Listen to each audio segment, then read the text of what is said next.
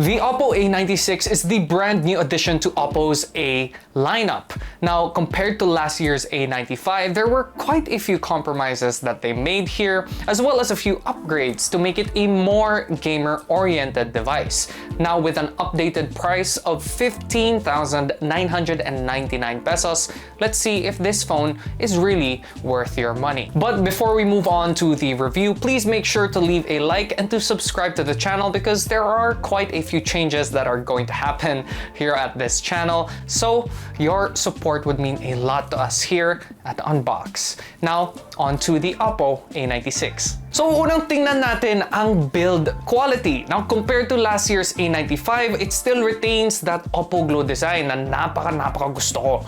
That starry black colorway is really nice to look at and to hold. Yung ang ganda ng feeling ng matte black, and that simple shine when the light hits it is a very simple yet elegant look. Now, unlike last year's A95, the A96 comes with a lot of more durability, especially when it comes to IPX5 water and dust resistance, IP5X and IPX4 water and dust resistance, making it a much more durable phone, rain or shine. No matter what life throws at it, kayang tiisin ng A96. Now, even though it does have water and dust resistance, it's still retaining that 3.5mm jack. So kung gusto mo gamitin yung headphones mo, kayang-kaya sa phone na to. And if you don't feel like using your headphones, that stereo speaker setup is more than enough to immerse you in whatever you're watching or gaming as well.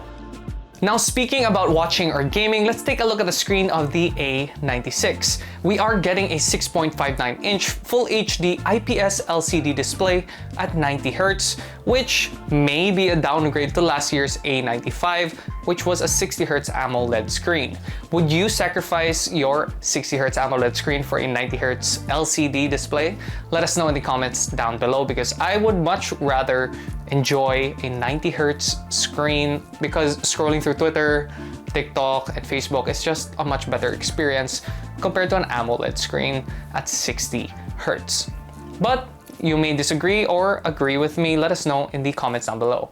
Pero ito naman ang sure upgrade compared to last year's A95, which is the storage. We are still getting 8GB of RAM, yes, but we are also getting 256 gigs of internal storage, double of last year's A95. Not only that, but the storage on the A96 is also UFS 2.2, which is much faster compared to last year's A95 as well. And if 8GB of RAM was not enough for you, then you can extend it via virtual RAM by an additional 5GB for a total of 13 gigs of RAM. Who would have thought that you'd get that much RAM on a phone these days?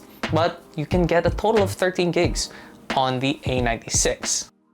Now let's talk about the cameras. Now, unlike last year's triple camera setup on the A95, we are actually losing that 2-megapixel macro, which is not much of a loss, really. The A96 only comes with a 50-megapixel main shooter, 2 megapixels more than last year's A95, as well as a 2-megapixel depth sensor, which is great because the A96 takes pretty dang good portrait shots. Now, I took a picture of Justine here with a dog, and it was still able to isolate both the dog and Justine pretty well without making the bokeh look unnatural. And I always like OPPO's color science and color reproduction, so great photos are coming out of this device. And the Snapdragon 680 doesn't make you stand still for like half a minute for a great shot. So that's also really nice to see. Now, in terms of dynamic range, I took an against the light photo and it was still able to capture the details of the clouds behind the trees. So photo capabilities on the A96 is still pretty good. Now, in terms of video recording, we are limited to just 1080p 30fps, just like last year's A95. And just to avoid the weird blurring of the digital image stabilization, I'd still recommend you to use a tripod to get the clearest image possible on this smartphone. Now, finally, on to gaming performance. Now, OPPO advertises the A96 as a gaming phone, and no doubt it runs MLBB, Pokemon Unite, and Wild Rift, no problem. Other Snapdragon 680 devices I've tried out there had a really bad time with games like Genshin Impact and Asphalt 9. They would tend to have really low frames and would crash every now and then. Now that's not something I experienced with the A96, and I think that is just how well they optimized ColorOS 11.1 on this Snapdragon 680. I was really surprised how well Genshin Impact ran on the A96 because other Snapdragon 680 devices I've tried out there were really bad.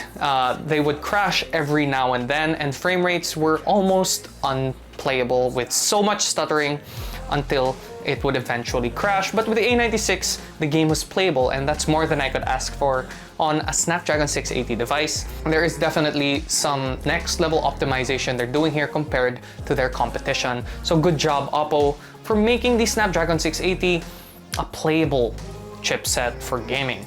That's something that I really couldn't find on other brands out there. Good job, OPPO. Nice one. So that is about it for the OPPO A96, and compared to last year's A95, we are losing an AMOLED screen, but we are also getting a higher refresh rate, longer battery life thanks to the Snapdragon 680, double the storage at 256 gigs, and much faster at UFS 2.2, and a higher resolution camera. Do you think that all these upgrades are worth 15,999 pesos? Let us know in the comments down below if you think that this OPPO A96 is worth it. I know there are 100 different phones in this price range, but we'd love to hear what you guys think. Once again, my name is Anton, and I'll see you guys next time.